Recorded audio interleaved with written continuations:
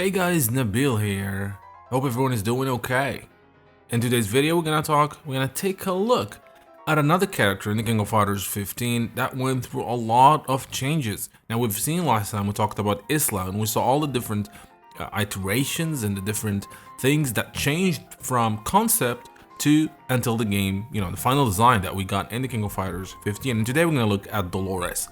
Now before I do that, a gentle reminder to like, subscribe, and hit the notification bell so that you are notified whenever I drop a new video. Now let's look at Dolores' early artwork. And as you can see, this is completely different from what we've got. Now you can see that the dark skin, it's there, but she was more high tech, if you will. Look at this suit. Look at this one here. She looks like a tactical gear suit, some sort of something you see in a Metal Gear game, rather than what we've got in the King of Fighters 15. We went from this modern, calling it modern I think is wrong. It's not really modern, but maybe tactical, more city-like, modern. Okay, I'll just call it modern, to the mystical kind of outfit, and not only that, but also the actual story of Dolores and her attitude was like towards more like mystical. She's a master of cookery and all that.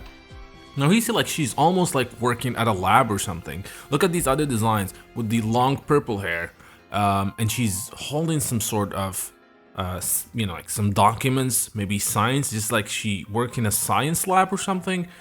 And I'm not even sure what that cube behind her here is doing, but completely different. Again, this has to be very, very early. So I don't think at this point she was supposed to be Kukri's mother or teacher, because she doesn't look the part here at all.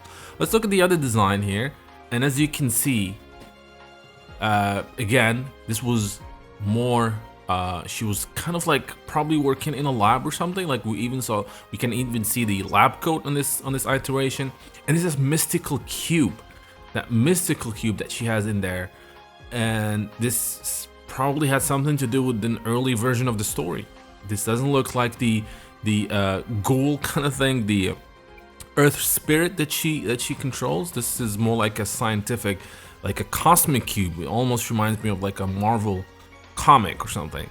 Again, looks very high tech, looks quite modern in some of these ones, kind of like the Afro look there, but again would definitely not fit if we got the same story that we have now. The lab coat one, like she seems more like more traditional, what she's wearing compared to the other ones. But again, completely different. They would throw in again with these. We ended up having this purple diamond thing that she has on her hair, or sometimes an earring. So that stayed, but again, completely different. Next one, again, it's an alternate universe version of Dolores.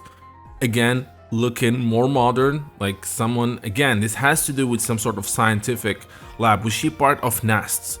Was she part of a rival company or a rival cartel that discovered something? Because that cube, she has that mystical cube all the time. She controls it. This was supposed to be some sort of weapon. Maybe that's how that thing went from this high-tech, almost otherworldly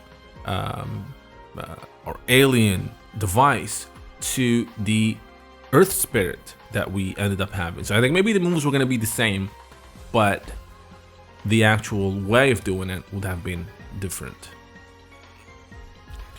drastically different. Again, and looking at these here, like I know that I don't know, it reminds me of Ignis somehow. So maybe she was supposed to be a Nest employee, or maybe taking over Nest or something, because this gives me like a really Ignis vibe for some reason. These are not bad designs. These are great designs actually, but I prefer what we've gotten, really, or maybe because I just gotten used to what Dolores is. But these are great designs that could maybe work for another character down the line. this could be a totally different character, someone related again to the Nest cartel. And here more versions of Dolores. We're getting closer here to how she ended up being in the game, a little bit closer, right?